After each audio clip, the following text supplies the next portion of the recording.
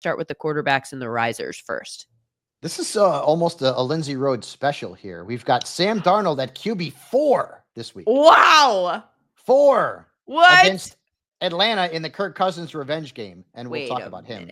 How many people have to be out in order for Kirk Cousins to? So we're missing Lamar. No, I know. No, we're missing Jaden Daniels. We're missing CJ Stroud, but who cares at this point? Yeah, that wouldn't affect the rankings. That's incredible. No, it's matchup. He's been hot the last couple of weeks. Let's hope that he actually produces when the matchup is right, unlike what he did against Jacksonville a few weeks ago. Tua is QB5. He's in fuego. I give him all the credit in the world. The Dolphins lost the cold weather game in Green Bay, but he still had a big game in fantasy. And now he's got the Jets, who are sort of, crumbling. And then Caleb Williams, QB14 this week against the 49ers. I don't see this as like a positive or negative matchup, but Caleb has been white hot the last couple of weeks, and you've got 6 teams off, and so he's in that borderline QB1 conversation. Yeah. Let's see. I could see this as a Bears win. I mean, I know that under the circumstances with the Niners, that's not exactly like the craziest leap that I've ever taken here. My wild swings aren't as wild some other people's, but I feel like the game after Eberflus is fired, I assume that the game management will be a little bit different. Obviously they're still going to have a long ways to go. You're probably looking at like a best case scenario 500 squad the rest of the way. But anyway, I think that they could win this game, and that's one of the better games of the week, honestly, in the afternoon window. I mean, there's a couple of games that are clearly the best games of the week, but I also, and that is obviously Packers-Lions on Thursday Night Football, and then you've got Chargers-Chiefs on Sunday Night Football. But in the afternoon window on Sunday, Bears-Niners, I think is interesting. Bills-Rams, I think is interesting. And then maybe the most important game of the week in terms of playoff contention, it's the Seahawks-Cardinals, also in the afternoon window. So Fabs, I know that this is quite an aside here in the middle of our rankings, but that afternoon window, which oftentimes is kind of bleh, that's like, those are the 3 games in the afternoon window. They're all I think going to be good or competitive or interesting. So yeah, I like how you left off the Monday night game, by the way. Well, that game's going to be come on. It's a battle of maybe the 2 most disappointing teams in the NFL this year. Cowboys, Bengals, Cowboys. Womp, womp, womp. Let's talk about the fallers at quarterback, the first of which has a new Netflix special. Have you seen that? I am actually more excited to watch that than I will be to start him in fantasy. And that's Aaron Rodgers. He's the QB20 this week. Yeah. Kirk Cousins. And at the beginning of the year, I probably would have marked down this week as a Kirk Cousins start week because it is a revenge game against the Vikings. But he's been so awful. His points have gone down in 4 straight weeks. He scored like 3 points last week. I think actually fewer than that. And I just can't trust him. So he is QB 18.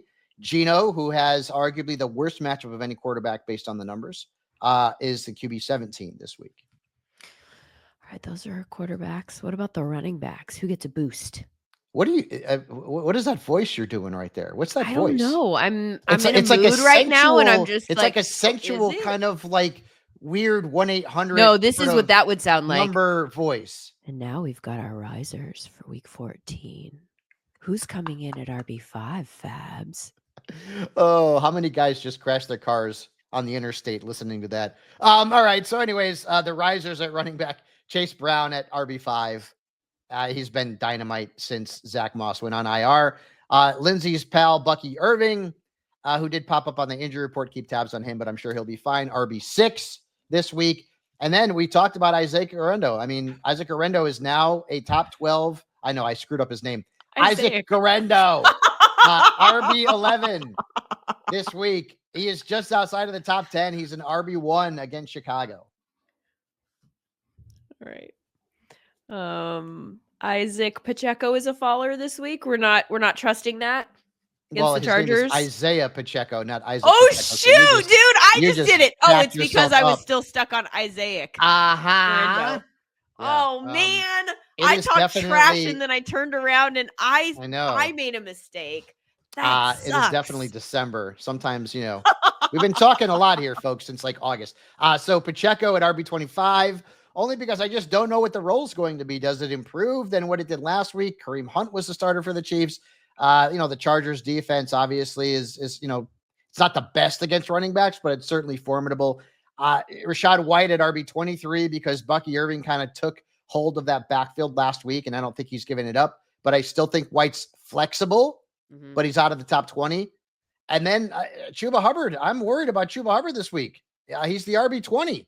And the concern for me is that Jonathan Brooks had 9 touches last week. Chuba did nothing in that game, and it was a plus matchup. And I still believe that he'll lead this backfield in touches. They just paid him a whole boatload of dough. Yeah. But the Eagles are really tough on running backs. Game script is going to be a problem. At least I would think so. And so I know you probably have to play Chuba, but I would temper expectations. I want to go back really quick to Rachaad White and just talk about him for just a second. So Bucky Irving rush attempts against the Panthers in a game where obviously, they had the ability. They weren't up by a ton. This was a close game. It wasn't really like the script was completely dominant in the way that I think we expected when we said, hey, this is a Bucky stretch because they're going to have positive scripts. At the very least, they're in the game so they can continue running the ball. It's close throughout, whether they had the lead or were trailing by like 1 or whatever. But he had 25 rush attempts. Rachaad White had 11. Rachaad White did run the ball well in the opportunities that he did get. And I feel like that's worth noting because that's why Bucky Irving has been getting this opportunity. I mean, at this point, I think it's pretty clear. Like, Bucky is good. Bucky can do all the things. Bucky is going to be on the field. But Rachaad averaging 6.9 yards a carry is worth noting at the very least, because it makes it, the argument. Let's just put it this way for him to remain on the field. If Bucky Irving wasn't on the roster, Rachaad White would be a pretty damn good fantasy running back, much like he was last season. But Bucky has just outplayed him. Yeah. Yep. Then that's why he is RB6 this week, and Rachaad White is RB23 in a game that we expect again to be a positive script for them. The Buccaneers facing the Raiders. The Raiders. There you go. That was what I intended to come out. It came out a little bit more breathy than I intended. Let's get to the wide receivers and the risers at that position. T. Higgins, wide receiver 9. By the way, I need to give you the McDonald's. I'll get you a Big Mac for you and Jack for McDonald's, the DoorDash. But I'll all right. Okay. DJ Moore, wide receiver 12, because now Caleb's cooking, and the Niners defense is not, the same Niners defense that we had kind of known in the past. And then Jerry Jeudy's at wide receiver 13 now. I guess that's what happens when you put up, 200 plus receiving yards in a game and you're getting a ton of targets.